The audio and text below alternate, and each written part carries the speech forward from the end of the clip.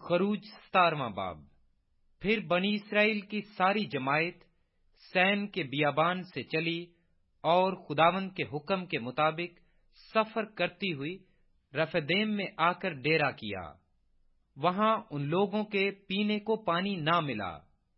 وہاں وہ لوگ موسیٰ سے جھگڑا کر کے کہنے لگے کہ ہم کو پینے کو پانی دے۔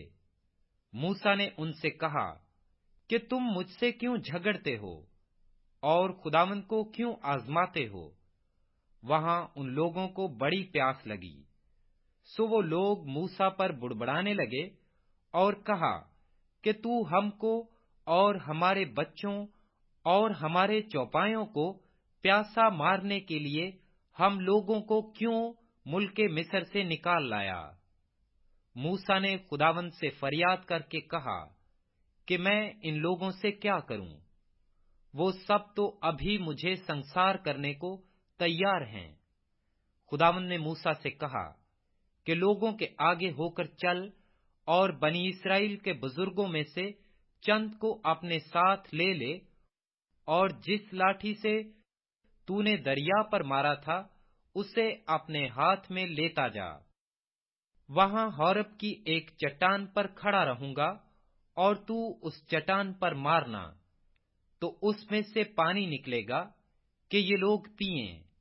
چنانچہ موسیٰ نے بنی اسرائیل کے بزرگوں کے سامنے یہی کیا، اور اس نے اس جگہ کا نام میسا اور میربا رکھا، کیونکہ بنی اسرائیل نے وہاں جھگڑا کیا اور یہ کہہ کر خداوند کا امتحان کیا کہ خداوند ہمارے بیچ میں ہے یا نہیں۔ تب امالیکی آ کر رفدیم میں بنی اسرائیل سے لڑنے لگے، اور موسیٰ نے یشوع سے کہا کہ ہماری طرف کے کچھ آدمی چن کر لے جا اور امالیکیوں سے لڑ، اور میں کل خدا کی لاٹھی اپنے ہاتھ میں لیے ہوئے پہاڑ کی چوٹی پر کھڑا رہوں گا۔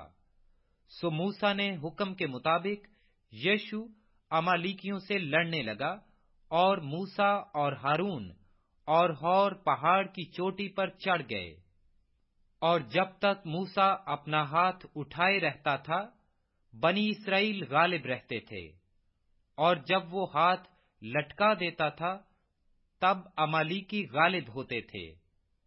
اور جب موسیٰ کے ہاتھ بھر گئے تو انہوں نے ایک پتھر لے کر موسیٰ کے نیچے رکھ دیا، اور وہ اس پر بیٹھ گیا، اور ہارون اور ہور ایک ادھر سے دوسرا ادھر سے اس کے ہاتھ کو سنبھالے رہے۔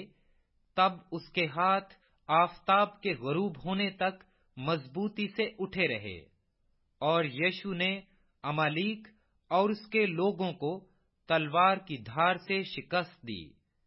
تب خداوند نے موسیٰ سے کہا، اس بات کی یادگاری کے لیے کتاب میں لکھ دے، اور یشوع کو سنا دے کہ میں امالیک کا نام و نشان دنیا سے بالکل مٹا دوں گا۔ اور موسیٰ نے ایک قربان گاہ بنائی اور اس کا نام یہوہ نیسی رکھا، اور